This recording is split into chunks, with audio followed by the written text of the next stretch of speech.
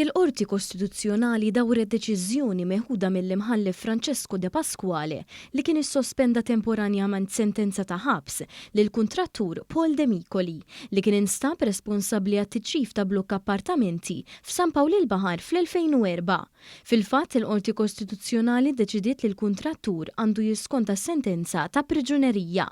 Dan l-inċident fl-industrija tal-kostruzzjoni seħħ 19-il sena ilu u kien ħalla żewġ persuni mejta, Maria Dolores Zarb u Nadezhda Vavilova. F'Ottubru li għadda De Micoli beda jiskonta sentenza ta' sentejn ħabs effettivi wara li l-Qorti tal-Appell Kriminali konfermat is-sentenza tal-ewwel qorti lura fl-2009 sabitu ħati li bitraskuraġni u nuqqas ta' ħila ikkaġuna l-mewt ta' żewġ persuni f'sit bis-swit fejn kien qiegħed isir xogħol ta' kostruzzjoni. Il-Qorti tal-Appell fil-waqt li konfermat il-ħtija kienet naqset il-pina ta' ħabs minn 3 snin għal sentejn wara li qiset li regolamenti tal-2004 dwar il-post tax-xogħol ma kinux applikabbli għalih għax ma kinux daħlu fis-seħħ skont il-liġi u wara li ħadet kont ukoll ta' dewmien fil-proċeduri.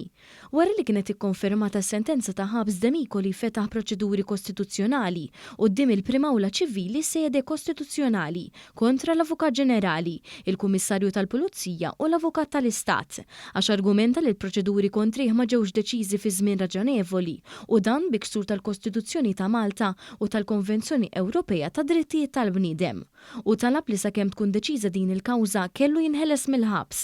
Fi frar ta' din is-sena l-imħallef Francesco De Pasquale ordna l-ħelsien mill-arrest bħala miżura temporanja sakemm tinqata' is-sentenza kostituzzjonali.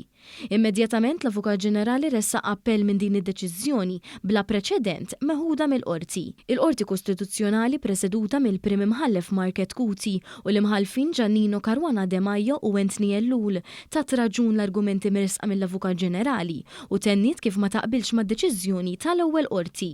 It-tliet imħalfin sostnew kif il-miżura interim kellha tingħata biss eċċezzjonalment u l-qorti ma kellix iġġib fix-xejn provviżorjament sentenza ġudikata, sempliċiment għax persuna tiftaħ kawża.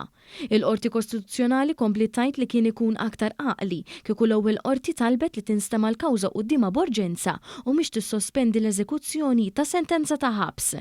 Il-Qorti Kostituzzjonali qablet mal-Avukat Ġenerali l-ewwel qorti kienet żbaljata meta laqgħet it-talba għax l-attur lanqas irnexxielu juri li hemm każ prima facie u li qatt ma kellha toħroġ ordni provviżorja ta' dan it-tip.